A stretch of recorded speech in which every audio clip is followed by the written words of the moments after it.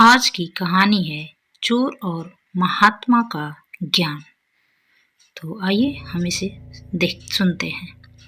एक गांव में एक बूढ़ा चोर रहता था। उसने अपने बेटे को भी चोरी की विद्या सिखाकर चोरी में निपुण कर दिया। अब बेटा चोरी करता और दोनों बाप बेटे आराम से जीवन बिताते।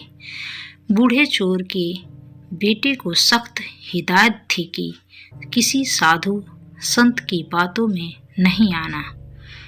एक दिन चोर के बेटे ने सोचा, क्यों न राजा के महल में ही हाथ साफ कर दिया जाए, और वह महल की ओर बढ़ गया। थोड़ी दूर पर उसने देखा कि एक बहुत बड़े महात्मा का प्रवचन चल रहा है।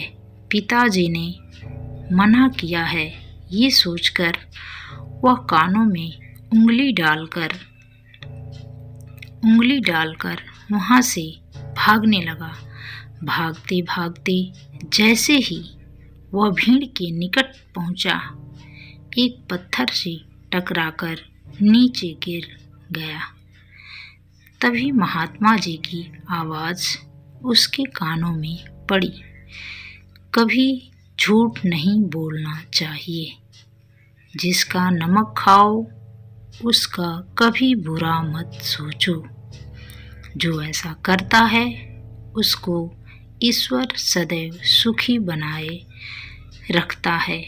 वह तुरंत उठा और चोरी करने राजा के महल की ओर चल पड़ा। राजमहल पहुंचकर जैसे ही चोर ने द्वार को पार करना चाहा, तुरंत दरबार ने पूछा, अरे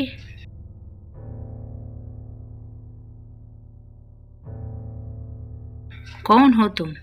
इतना सुनते ही चोर को महात्मा का उपदेश याद आया। झूठ नहीं बोलना चाहिए। चोर ने उत्तर दिया, मैं चोर हूँ। अच्छा जाओ। उसने सोचा, राजमहल का नौकर मजाक कर रहा है। सच बोलकर चोर को राजमहल में प्रवेश मिल गया। चोर एक कमरे में घुसा। वहां उसने ढेर सारा पैसा तथा जेवर देखा। उसने एक थैले में सब धन भर लिया और दूसरे कमरे में घुस गया। वहां अनेक प्रकार का भोजन रखा था। वह खाना खाने लगा। खाना खाने के बाद वह थैला उठाकर चलने लगा कि तभी फिर महात्मा का उपदेश याद आया, जिसका नमक खाओ उसका बुरा मत सोचो। उसने सोचा, खाने में नमक भी था, अतः मुझे राजा का बुरा नहीं सोचना चाहिए। इतना सोचकर वह वापस चल पड़ा। पहरेदार ने फिर पूछा, क्या हुआ? चोरी क्यों नहीं की? चोर ने कहा, जिसका नमक खाओ उसके यहाँ चोरी नहीं करते, इसलिए सारा धन रसोई घर में छोड़ आया। तभी रसोइये की आवाज आई, चोर पकड़ो, चोर चोर पकड़ो। तो दरबार ने चोर को दबोच लिया और राजा के सामने पेश किया।